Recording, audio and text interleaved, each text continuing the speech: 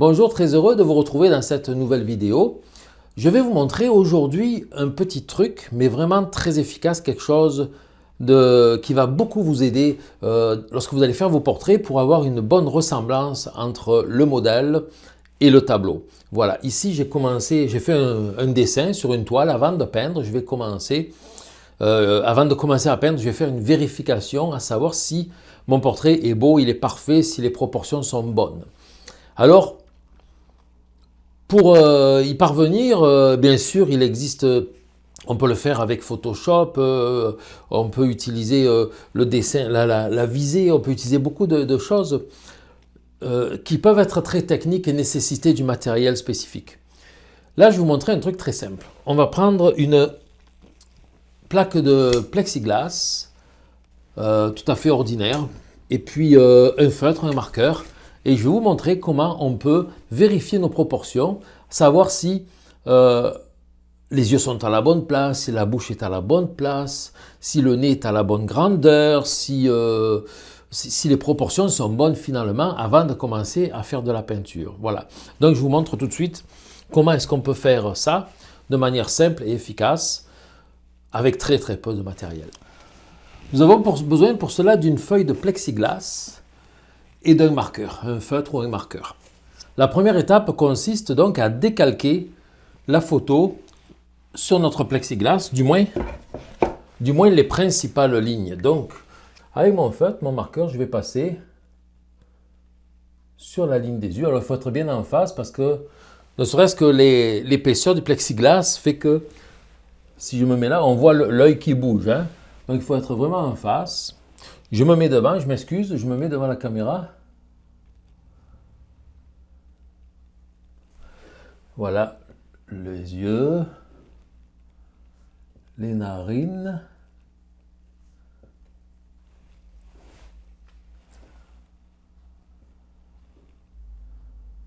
la bouche,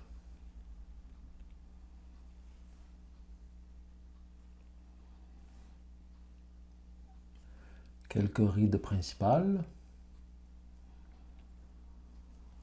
Alors on va dire que c'est pour vous montrer, mais ça ne sera pas l'exemple exact parce que je ne suis pas vraiment en face. Là, je me mets de côté.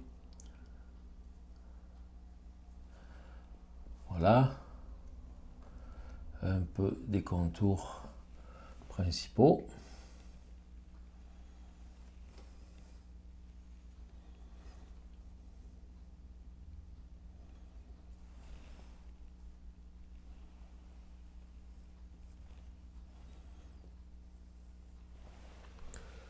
Voilà, j'ai tracé les principaux éléments qui sont ici. Vous les voyez. Voilà, je le mets en avant. Alors là, vous allez dire, oui, mais la toile est plus grande. Mais bien sûr, la toile est plus grande. Je vais sortir ma toile. Je vais la remettre ici. Voilà. Bon, ok, la toile est plus grande. Je ne peux pas mettre ça dessus et le faire correspondre. Ça, c'est certain. Mais par contre, je vais pouvoir éloigner la plaque de plexiglas à une certaine distance du tableau et la regarder à travers le plexiglas à une certaine distance qui fait que, regardez, ça zoome et ça dézoome, ça grossit et ça diminue.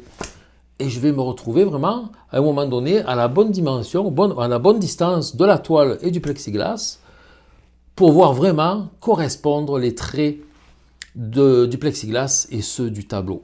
Je vais vous montrer. Je m'installe comme ceci, voilà. Je ferme un œil, bien entendu. Jamais les deux. Non, je ferme un œil pour voir qu'une seule ligne. Hein. Alors voilà. Et là, je place. Alors voilà. Ici, vous voyez, déjà ici, là, d'où je suis, c'est trop rapproché de moi. Il faut que je recule un peu. Voilà, à un moment donné, ça s'ajuste et ça correspond exactement. Voilà. À ce moment-là, je vois que je suis au bon endroit. Effectivement, l'œil droit est un peu trop gros.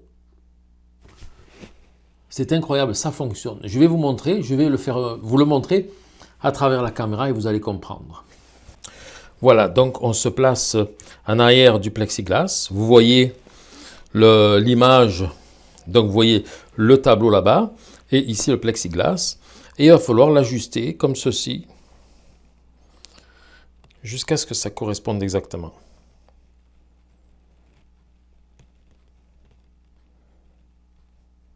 Vous voyez? Alors, faut pas trembler, faut pas bouger.